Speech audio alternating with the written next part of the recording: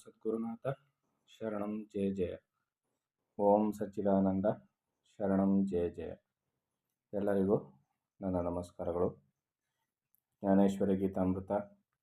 ಕೃಷ್ಣನು ಅರ್ಜುನನಿಗೆ ಜ್ಞಾನೋಪದೇಶವನ್ನು ಮಾಡ್ತಾ ಇದ್ದು, ಭಕ್ತಿಯ ಪೂಜೆ ಯಾವ ರೀತಿಯಲ್ಲಿರ್ತದೆ, ಜ್ಞಾನದ ಪೂಜೆ, ಜ್ಞಾನದ ಸ್ವರೂಪ ಯಾವ ರೀತಿಯಲ್ಲಿರ್ತದೆ ಅನ್ನುವ ವಿವರಣೆಯನ್ನು ಕೊಡ್ತಾ ಇದ್ದು ಮುಂದುವರೆದು ಹೇಳ್ತಾನೆ.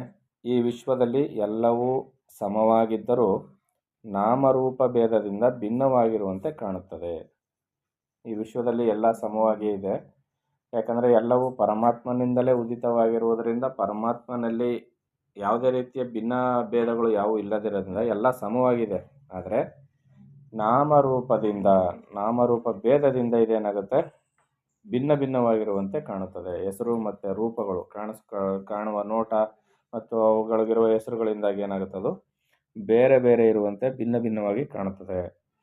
ಅವಯವಗಳೆಲ್ಲವೂ ಭಿನ್ನ ಭಿನ್ನವಾಗಿದ್ದರೂ ಒಂದೇ ದೇಹವಾಗಿರುವಂತೆ, ಈಗ ನಮಗೆ ಕೈ ಒಂಥರ ಇದೆ, ಕಾಲು ಒಂಥರ ಇದೆ, ತಲೆ ಒಂಥರ ಇದೆ, ಈಗ ಅಂಗಾಂಗಗಳೆಲ್ಲ ಬೇರೆ ಬೇರೆ ರೀತಿಯಲ್ಲಿದ್ದರೂ ದೇಹ ಒಂದೇ ಆಗಿರುವಂತೆ, ಕೊಂಬೆಗಳು ಬೇರೆ ಬೇರೆಯಾಗಿದ್ದರೂ ಒಂದೇ ವೃಕ್ಷವಾಗಿರುವಂತೆ, ಕಿರಣಗಳು ಅಸಂಖ್ಯವಾಗಿದ್ದರೂ ಒಬ್ಬನೇ ಸೂರ್ಯನಿರುವಂತೆ, ವಿವಿಧ ರೂಪಗಳಾಗಿ ಈ ವಿಶ್ವದಲ್ಲಿ ನಾಮರೂಪಾದಿಗಳೆಂಬ ಅನಂತ ಭೇದಗಳು ವಿಕಾಸಿಸಿ ಅವುಗಳ ವ್ಯಾಪಾರಗಳಲ್ಲಿ ಅನೇಕ ವ್ಯತ್ಯಾಸವಿದ್ದರು.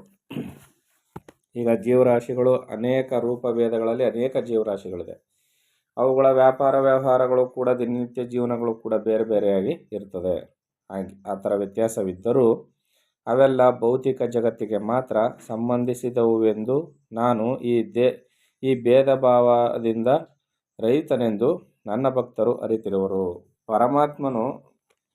ಪರಮಾತ್ಮ ಏನಂತ ಹೇಳ್ತಾ ಇದ್ದಾನೆ ಇಲ್ಲಿ ಅಂದರೆ, ನಾನಾ ಪ್ರಭೇದದ ಜೀವರಾಶಿಗಳಿದೆ, ಅನೇಕ ರೀತಿಯ ಭಿನ್ನ ಭಿನ್ನವಾದ ರೂಪಗಳಿದೆ, ನಾಮಗಳಿದೆ, ಎಲ್ಲ ಬೇರೆ ಬೇರೆಯಾಗಿ ಕಾಣಬರುತ್ತೆ. ಇದೆಲ್ಲ ಭೌತಿಕ ಪ್ರಪಂಚಕ್ಕೆ ಮಾತ್ರ, ಅಂದರೆ ದೇಹಗಳಿಗೆ ಸಂಬಂಧಪಟ್ಟಂಗೆ ಮಾತ್ರ. ಆದರೆ ಇವುಗಳಲ್ಲಿರ್ತಕ್ಕಂಥ ಚೈತನ್ಯವನ್ನು ನೋಡುವುದಾದರೆ, ಅಂದರೆ ಆ ಚೈತನ್ಯ ಮೂರ್ತಿ ಯಾರು, ಎಲ್ಲದರಲ್ಲಿ ಇರ್ತಕ್ಕಂಥದ್ದು ಪರಮಾತ್ಮ ಒಬ್ಬನೇ. ಇಲ್ಲಿ ಯಾವ ಭೇದವೂ ಇಲ್ಲ, ಕೇವಲ ಭೌತಿಕ ಜಗತ್ತಿಗೆ ಮಾತ್ರ ಸಂಬಂಧಿಸಿದ್ದು ಯಾವುದು ಈ ವಿಭಿನ್ನವಾದ ಭೇದ ಭಾವನೆ ಎಲ್ಲ ಅಂತ ಇಲ್ಲಿ ನನ್ನ ಭಕ್ತರು ಅರ್ಥಕೊಂಡಿರ್ತಾರೆ ಅರ್ಜುನ ಅಂತ ಪರಮಾತ್ಮ ಹೇಳ್ತಾ ಇದ್ದಾನೆ. ಹೀಗೆ ತನ್ನ ಬ್ರಹ್ಮಸ್ವರೂಪ ಜ್ಞಾನಕ್ಕೆ ಭೇದ ಭಾವನೆಯ ಸ್ಪರ್ಶವನ್ನು ಮಾಡದವರು ಮಾತ್ರವೇ ಸರಿಯಾಗಿ ಜ್ಞಾನಯಜ್ಞವನ್ನು ಮಾಡುವರು. ನಿಜವಾಗಿಯೂ ಜ್ಞಾನಯಜ್ಞವನ್ನು ಮಾಡ್ತಕ್ಕಂಥವ್ರು ಅಂದರೆ ನಿಜವಾದ ಜ್ಞಾನಿಗಳು ಯಾರು ಅಂದರೆ, ಯಾವುದೇ ರೀತಿಯ ಭಿನ್ನವನ್ನು ಮಾಡದೇ ಇರುವ, ಭೇದವನ್ನು ಮಾಡದೇ ಇರುವವರು, ಯಾವುದೇ ರೀತಿಯ ಭಿನ್ನ ಭೇದಗಳನ್ನ ಮಾಡದೇ ಇರ್ತಕ್ಕಂಥವ್ರು, ಭೇದ ಭಾವನೆಯನ್ನು ಮಾಡದೇ ಇರ್ತಕ್ಕಂಥವ್ರು ಮಾತ್ರ ನಿಜವಾದ ಜ್ಞಾನಿಗಳು ಅನ್ನಿಸ್ಕೊಳ್ತಾರೆ. ಏಕೆಂದರೆ ಅವರು ಸದಾ ಕಾಣಬರುವುದನ್ನೆಲ್ಲ ಪರಬ್ರಹ್ಮನಾದ ನನಗೆ ಅನ್ಯವಲ್ಲವೆಂಬ ದೃಢ ನಿಶ್ಚಯದಿಂದ ಇರುವರು. ದಿನನಿತ್ಯ ಏನೇನು ನೋಡ್ತಾರಲ್ಲ, ಇದೆಲ್ಲವೂ ಪರಮಾತ್ಮನ ಹೊರತಾಗಿ ಏನೂ ಇಲ್ಲ, ನಾನು ಸಹಿತ ಎಲ್ಲವೂ ಪರಬ್ರಹ್ಮ ಸ್ವರೂಪವಾಗಿದೆ ಅಂತ ರೀತಿಯಲ್ಲಿ ಅವರು ಎಲ್ಲವನ್ನು ನೋಡ್ತಾ ಇರ್ತಾರೆ. ದೃಢವಾದ ನಿಶ್ಚಯದಲ್ಲಿರ್ತಾರೆ. ಸಲ್ಲದಕ್ಕೆ ಹೌದೇನೋ ಇರ್ಬೋದೇನೋ ಅಂತ ಅಲ್ಲ, ದೃಢ ನಿಶ್ಚಯದಿಂದ ಇರ್ತಾರೆ ಅವರು. ಆ ದೃಢ ನಿಶ್ಚಯದಿಂದ ಇರುವ ಹೆಂಗೆ ಅಂದರೆ, ನಿಮಗೆಲ್ಲರಿಗೂ ಗೊತ್ತಿರ್ತದೆ. ಈಗ ಒಂದು ಪದಾರ್ಥವನ್ನು ಚಿಕ್ಕದ್ರಿಂದ ನೀವು ನೋಡಿರ್ತೀರಿ, ಇದು ಇಂಥದ್ದೇ ಅಂತ ಗೊತ್ತಿರ್ತದೆ, ಅದರಲ್ಲಿ ಯಾವುದೇ ನಿಮಗೆ ಗೊಂದಲ ಇರೋದಿಲ್ಲ. ಈ ರೀತಿಯಲ್ಲಿ ಪರಬ್ರಹ್ಮನ ಕುರಿತಾಗಿ ಅವರು ದೃಢ ನಿಶ್ಚಯದಿಂದ ಇರ್ತಾರೆ. ಜಲರೂಪವೇ ಆಗಿರುವ ಗುಳ್ಳೆಗಳು ಒಡೆದು ಹೋಗಲಿ ಅಥವಾ ಹಾಗೇ ಇರಲಿ, ಅವುಗಳ ಸಂಬಂಧವು ಕೇವಲ ನೀರಿನಲ್ಲಿಯೇ ಇರುವುದು. ಈಗ ನೀರಿನಲ್ಲಿ ಗುಳ್ಳೆಗಳು ಎದ್ದೇಳ್ತವೆ, ಮತ್ತು ಅವು ಒಡೆದೋಗ್ತವೆ. ನೀರಿನಲ್ಲಿ ಕಾಣಿಸ್ಕೊಳ್ಳುವ ಗುಳ್ಳೆಗಳು ಕಾಣಿಸ್ಕೊಂಡಾಗಲೂ ಏನು ಅದರಲ್ಲೇನು ವ್ಯತ್ಯಾಸ ಆಗಲಿಲ್ಲ, ಒಡೆದೋದಾಗಲೂ ಏನು ವ್ಯತ್ಯಾಸ ಆಗಲಿಲ್ಲ. ಯಾಕಂದರೆ ನೀರಿನಲ್ಲಿಯೇ ಕಾಣಬರ್ತಕ್ಕಂಥ ಒಂದು ವಿಲಾಸ ಅದಾಗಿರ್ತದೆ. ಈ ರೀತಿಯಲ್ಲಿ ನೀರಿನಲ್ಲಿ ಇರುವುದು. ಧೂಳಿನ ಕಣಗಳು ಗಾಳಿಗೆ ಹಾರಾಡತೊಡಗಿದರೂ ಪುನಃ ತಮ್ಮ ಪ್ರಭಾವವನ್ನು ಎಂದಿಗೂ ನಾಶಪಡಿಸಿಕೊಳ್ಳದೆ ಮತ್ತೆ ಕೆಳಗೆ ಬಿದ್ದಾಗ ಪೃಥ್ವಿಯೇ ಆಗುತ್ತವೆ. ಹೀಗೆಯೇ ನಾಮರೂಪಾತ್ಮಕವಾದ ವಸ್ತುವು ಇರಲಿ ನಾಶವಾಗಲಿ ಯಾವಾಗಲೂ ಪರಬ್ರಹ್ಮ ಸ್ವರೂಪವೇ ಆಗಿರುವುದು. ಹೌದು, ಇವೆಲ್ಲವನ್ನು ಹೇಳ್ತಾ ಇರೋದು ಸರಿ, ಕರೆಕ್ಟಾಗಿದೆ. ಆದರೆ ನಮಗೇನಾಗಿದೆ ಗೊತ್ತಾ, ಪರಬ್ರಹ್ಮನಲ್ಲಿಯೇ ಇರ್ಬೋದು, ನೀರಿನ ಗುಳ್ಳೆ ನೀರಿನಲ್ಲೇ ಇರ್ಬೋದು, ನೀರೇ ಗುಳ್ಳೆಯಾಗಿ ತೋರ್ಪಟ್ಟೆ ಇರ್ಬೋದು. ಆದರೆ ಈ ಜಾಗೃತ ಜಾಗೃತ ಪ್ರಪಂಚದಲ್ಲಿ ವ್ಯಾವಹಾರಿಕ ಜಗತ್ತಿನಲ್ಲಿ ನಾವು ವ್ಯವಹಾರವನ್ನು ಮಾಡಬೇಕಾದ್ರೆ ನಾವು ಸಂಸಾರ ಅಂತ ಒಂದು ಏರ್ಪಟ್ಟಿದೆ, ಇಲ್ಲಿ ನಾನು ನನ್ನದು ಅನ್ನೋದನ್ನು ಏರ್ಪಾಡು ಮಾಡಿಕೊಂಡು ಜೀವನ ಮಾಡ್ತಿರ್ತೀವಲ್ಲ, ಇಲ್ಲಿ ನನಗಾಗುವ ನಷ್ಟ, ನನ್ನದಕ್ಕಾಗುವ ನಷ್ಟಗಳು, ಕಷ್ಟ ಸುಖಗಳು ಇವುಗಳ ಬಗ್ಗೆ ನಾವು ಚೆನ್ನಾಗಿ ಅಂಟಿಕೊಂಡಿರೋದ್ರಿಂದ ನಾವು ದುಃಖಿಸ್ತೀವಿ ಅಷ್ಟೆ. ಎಲ್ಲವೂ ಅಲ್ಲೇ ಇದೆ, ಎಲ್ಲ ಸರಿ ಇದೆ. ಆದರೆ ನಾವು ಅಂದ್ಕೊಂಡಿರೋದೇನೋ ಈ ಒಂದು ವ್ಯವಸ್ಥೆ ಮಾಡ್ಕೊಂಡಿದ್ದೀವಲ್ಲ, ಸಂಸಾರದ ವ್ಯವಸ್ಥೆ, ಆ ಸಂಸಾರದ ವ್ಯವಸ್ಥೆಯಲ್ಲಿ ನಾನು ನನ್ನದು ಎಂಬ ಭಾವನೆಯನ್ನು ಅಂಟ್ಕೊಂಡು ಕೂತ್ಕೊಂಡು ದುಃಖಿಸ್ತಾ ಇದ್ದೀವಲ್ಲ, ಆ ವ್ಯವಸ್ಥೆಯನ್ನು ನಾವು ಬಿಟ್ಕೊಡ್ಲಿಕ್ಕೆ ತಯಾರಿಲ್ಲ. ಅದನ್ನು ಇಲ್ಲಿ ಜ್ಞಾನಿಗಳೇನು ಹೇಳ್ತಾರೆ, ಎಲ್ಲವೂ ಪರಬ್ರಹ್ಮ ಸ್ವರೂಪವೇ, ನೀನು ಯಾಕೆ ದುಃಖಿಸ್ತೀಯ ಅಂತ ಜ್ಞಾನಿಗಳು ಹೇಳ್ತಾರೆ. ಆದರೆ ನಮಗೆ ಆ ಜ್ಞಾನಾವಸ್ಥೆ ಬರದೇ ಇರೋದ್ರಿಂದ ಏನಾಗುತ್ತೆ, ಪರಬ್ರಹ್ಮ ಸ್ವರೂಪವೇನೋ ನಿಜ, ಆದರೆ ಆ ಮಟ್ಟಕ್ಕೆ ಸಾಧನೆ ಮಾಡಿದಾಗ ಅಲ್ಲಿವರೆಗೂ ನಾವು ಸಂಸಾರದಲ್ಲಿದ್ದೀವಲ್ಲ, ವ್ಯಾವಹಾರಿಕ ಜಗತ್ತಿನಲ್ಲಿದ್ದೀವಲ್ಲ, ಈಗ ನಾನು ನನ್ನದೆಂಬ ಭೇದ ಭಾವ ಎದ್ದು ಕಾಣ್ತಾ ಇದೆಯಲ್ಲ, ಆ ಭೇದ ಭಾವವನ್ನು ನಾವು ಅಲ್ಲಾಗುವ ಕಷ್ಟ ಸುಖಗಳು ನಷ್ಟಗಳನ್ನು ತಡ್ಕೊಳ್ಳಿಕ್ಕೆ ನಮ್ಮಿಂದ ಸಾಧ್ಯ ಆಗ್ತಾಯಿಲ್ಲ. ಅದರಿಂದ ನಾವು ದುಃಖ ಪಡ್ತಾ ಇದ್ದೀವಿ. ಆದರೆ ಜ್ಞಾನಿಗಳೇನು ಹೇಳ್ತಾರೆ, ಪರಬ್ರಹ್ಮ ಸ್ವರೂಪವೇ ಎಲ್ಲ ಆಗಿದೆ, ನೀನು ದುಃಖ ಪಡಬೇಡ ಅಂತ ಹೇಳ್ತಾ ಇದ್ದಾರೆ.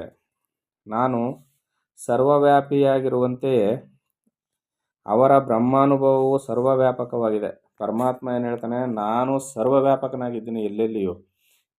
ಅದೇ ರೀತಿಯಲ್ಲಿ ಬ್ರಹ್ಮಜ್ಞಾನಿಗಳು, ಆ ಬ್ರಹ್ಮಜ್ಞಾನಿಗಳ ಜ್ಞಾನವೂ ಕೂಡ ಸರ್ವವ್ಯಾಪಕವಾಗಿದೆ. ಅವರ ಅನುಭವವೂ ಕೂಡ ಅದೇ ರೀತಿಯಲ್ಲಿ. ನಾನಾ ವಿಧವಾದ ವಿಶ್ವವೆಲ್ಲವೂ ಏಕಬ್ರಹ್ಮವೆಂಬ ಜ್ಞಾನದಿಂದ ಅವರು ಸರ್ವ ಕಾರ್ಯಗಳನ್ನು ಮಾಡುವರು. ಜ್ಞಾನಿಗಳು ಈ ರೀತಿಯಲ್ಲಿ ಮಾಡ್ತಾ ಇರ್ತಾರೆ. ಹೇ ಅರ್ಜುನ, ಸೂರ್ಯಬಿಂಬವನ್ನು ನೋಡಬೇಕೆನ್ನುವವರು ಅದರ ಎದುರಿನಲ್ಲಿಯೇ ಇರುವಂತೆ ಈ ವಿಶ್ವವೆಲ್ಲ ಆತ್ಮಬೋಧೆಯಿಂದ ವ್ಯಾಪ್ತವಾಗಲು ಆತನ ಜ್ಞಾನದಲ್ಲಿ ಹೆಸರಿಗಾದರೂ ಭೇದ ಭಾವನೆ ಇರುವುದಿಲ್ಲ. ವಾಯುವು ಗಗನದಲ್ಲೆಲ್ಲ ಸಮನಾಗಿಯೂ ಪೂರ್ಣವಾಗಿಯೂ ತುಂಬಿರುವಂತೆ ಅವನ ಜ್ಞಾನವೂ ಸಹ ವಿಶ್ವವೆಲ್ಲ ಸಮಭಾವದಿಂದ ವ್ಯಾಪ್ತವಾಗಿರುವುದು. ನನ್ನ ವ್ಯಾಪ್ತಿಯು ಎಷ್ಟು ಅಧಿಕವೋ ಅಂತೆಯೇ ಅವನ ಬ್ರಹ್ಮಬೋಧೆಯೂ ವ್ಯಾಪ್ತವಾಗಿರುವುದು. ಅಂದರೆ ಪರಬ್ರಹ್ಮನ ವ್ಯಾಪ್ತಿ ಇಂತಿಷ್ಟೇ ಅಂತ ಇವತ್ತುವರೆಗೂ ಅದರ ತುದಿ ಮೊದಲನ್ನು ಕಂಡುಹಿಡಿದವ್ರು ಯಾರೂ ಇಲ್ಲ. ಇಲ್ಲಿಂದ ಶುರುವಾಯಿತು, ಇಲ್ಲಿಗೆ ಕೊನೆ ಆಯಿತು ಅಂತ. ಅದೇ ರೀತಿಯಲ್ಲಿ ಜ್ಞಾನಿಯ ಜ್ಞಾನದ ಮಟ್ಟವೂ ಕೂಡ ಅಷ್ಟೇ ಇರ್ತದೆ. ಆದ್ದರಿಂದ ಅವರು ಉಪಾಸನ ಸಂಬಂಧಿಯಾದ ಕೆಲಸಗಳನ್ನು ಮಾಡದಿದ್ದರೂ ಅವರ ಮೂಲಕ ತಾನಾಗಿಯೇ ಉಪಾಸನೆಯು ನಡೆಯುವುದು. ಅವರು ಉಪಾಸನೆಯನ್ನು, ಈ ಪೂಜಾ ಕೈಂಕರ್ಯಗಳನ್ನ ಏನೋ ಮಾಡ್ತಿರಲ್ಲ, ಎಲ್ಲರೂ ಮಾಡ್ತಾರಲ್ಲ, ಅದನ್ನು ಅವರು ಮಾಡದಿದ್ದರೂ ನಡೀತದೆ. ಯಾಕಂದರೆ ಅವರ ಮೂಲಕವಾಗಿ ಏನೇನಾಗಬೇಕು ಎಲ್ಲ ಆಗ್ತಾ ಇರ್ತದೆ. ಅವರು ಉಪಾಸನೆಯನ್ನು ಮಾಡದೇ ಇದ್ದರೂ ಕೂಡ ಯಾವ ದೋಷವೂ ಬರೋದಿಲ್ಲ. ಹೀಗೆ ಸರ್ವತ್ರ ನಾನೇ ಪೂರ್ಣನಾಗಿರುವಲ್ಲಿ ನನ್ನ ಉಪಾಸನೆಯು ಯಾವಾಗ ಯಾರಿಂದ ತಾನೇ ನಡೆಯದಿರುವುದು. ಅಂದರೆ ನಾನು ಎಲ್ಲ ಕಡೆಯಲ್ಲೂ ಸರ್ವವ್ಯಾಪಕನಾಗಿದ್ದೀನಿ. ನನ್ನ ಉಪಾಸನೆಯನ್ನು ಯಾರ್ಯಾರು ಎಲ್ಲೆಲ್ಲಿ ಹೇಗೆ ಮಾಡಿದ್ರು ಅದು ನನಗೇ ಸೇರೋದ್ರಿಂದ ನನ್ನ ಉಪಾಸನೆ ಅಂತೂ ನಡೆದೇ ಇರ್ತದೆ. ಜ್ಞಾನದ ದೃಷ್ಟಿಯಿಂದ ಮಾಡಿದ್ರು ನನ್ನ ಉಪಾಸನೆಯೇ. ಉಪಾಸನಾ ಕೈಂಕರ್ಯಗಳನ್ನ, ಪೂಜಾ ಕಾರ್ಯಗಳನ್ನ ಮಾಡಿದ್ರು, ಯಜ್ಞ ಯಾಗಾದಿಗಳನ್ನ ಮಾಡಿದ್ರು ಅದು ನನ್ನ ಉಪಾಸನೆಯೇ ಆಗುತ್ತೆ. ಜಿಜ್ಞಾಸುವಾಗಿ ಮಾಡಿದ್ರು ನನ್ನ ಉಪಾಸನೆಯೇ, ಧ್ಯಾನದಿಂದ ಮಾಡಿದ್ರು ನನ್ನ ಉಪಾಸನೆಯೇ. ಇಷ್ಟೆಲ್ಲ ಏಕೆ ವಿರೋಧತನದಿಂದ ದ್ವೇಷ ಮಾಡಿದರು ಹಗಲಿರುಳು ದ್ವೇಷದಿಂದ ನನ್ನ ಸ್ಮರಣೆಯಲ್ಲೇ ಇರ್ತಾರೆ, ಅದರಿಂದ ದ್ವೇಷ ಮಾಡಿದರೂ ನನ್ನ ಪೂಜೆಯೇ ನಡೀತದೆ ಅಂತ ಪರಮಾತ್ಮ ಹೇಳ್ತಾನೆ. ಅಂದರೆ ಎಲ್ಲರೂ ತಮ್ಮಷ್ಟಕ್ಕೆ ತಾವೇ ನಿರಂತರವೂ ಯಾವುದೋ ರೂಪದಿಂದ ನನ್ನನ್ನು ಉಪಾಸಿಸುತ್ತಲೇ ಇರುವರು. ಆದರೆ ಅವರೆಲ್ಲರಿಗೂ ಸರ್ವವ್ಯಾಪಕ ಜ್ಞಾನ ಉಂಟಾಗುವುದಿಲ್ಲ. ಆದ್ದರಿಂದ ಜೀವರುಗಳು ಅಪ್ರಾಪ್ತ ಸ್ಥಿತಿಯಲ್ಲಿ ಇರುತ್ತಾರೆ. ಅವರಿಗೆ ನನ್ನ ಯಥಾರ್ಥ ಸ್ವರೂಪವು ಪ್ರಾಪ್ತಿಯಾಗುವುದಿಲ್ಲ. ಈ ಪ್ರಕಾರ ನಿನಗೆ ಯೋಗ್ಯವಾದ ಜ್ಞಾನ ಯಜ್ಞದಿಂದ ನನ್ನನ್ನು ಉಪಾಸಿಸಬೇಕಾದ ಕ್ರಮವನ್ನು ಹೇಳುವೆನು. ಬೇರೆ ಬೇರೆ ವ್ಯಕ್ತಿಗಳಿಂದ ಭಿನ್ನ ಭಿನ್ನವಾದ ಸಾಧನಗಳಿಂದ ನಡೆಯುವ ಆಯಾ ಕರ್ಮಗಳೆಲ್ಲವೂ ಅಂತ್ಯದಲ್ಲಿ ನನಗೆ ಅರ್ಪಿತವಾಗುತ್ತವೆ. ಆದರೆ ಮೂಢರಿಗೆ ಈ ರಹಸ್ಯವು ಗೊತ್ತಾಗುವುದಿಲ್ಲ. ಆದ್ದರಿಂದ ಅವರಿಗೆ ನನ್ನ ಶುದ್ಧ ಸ್ವರೂಪವು ಪ್ರಾಪ್ತವಾಗುವುದಿಲ್ಲ. ಜ್ಞಾನಿಗಳು ಮಾತ್ರ ನನ್ನನ್ನು ಏನು ಅಂತ ತಿಳ್ಕೊಂಡು ಪೂಜೆ ಮಾಡ್ತಾರೆ. ಆದರೆ ಮೂಢತನದಿಂದ ಇರ್ತಕ್ಕಂಥವ್ರು ಏನು ಮಾಡ್ತಾರೆ, ಭಿನ್ನ ಭಿನ್ನವಾಗಿ ಚಿಕ್ಕ ಚಿಕ್ಕ ರೂಪದಲ್ಲಿ ನನ್ನನ್ನು ಪರಿಮಿತಿಗೆ ಒಳಪಡಿಸ್ಕೊಂಡು ಪೂಜೆ ಮಾಡ್ತಾರೆ. ಅದರಿಂದ ಅವರಿಗೆ ನನ್ನ ಪೂರ್ಣತ್ವದ ಫಲ ಸಿಗೋದಿಲ್ಲ. ಜ್ಞಾನಿಗಳು ಮಾತ್ರ ಅದನ್ನು ಅನುಭವಿಸಬಲ್ಲರು ಅಂತ ಇಲ್ಲಿ ಪರಮಾತ್ಮ ಹೇಳ್ತಾ ಇದ್ದಾನೆ. ಮುಂದುವರೆದೇನು ಹೇಳ್ತಾನೆ ಅಂತ ಮುಂದಿನ ಆಡಿಯೋದಲ್ಲಿ ನೋಡೋಣ. ಎಲ್ಲರಿಗೂ ಒಳ್ಳೆಯದಾಗಲಿ. ಓಂ ಸದ್ಗುರುನಾಥ ಶರಣಂ ಜಯ ಜಯ. ಓಂ ಸಚ್ಚಿದಾನಂದ ಶರಣಂ ಜಯ ಜಯ. ಹರಿ ಓಂ ತತ್ಸತ್. ಹರಿ ಓಂ ತತ್ಸತ್. ಹರಿ ಓಂ ತತ್ಸತ್.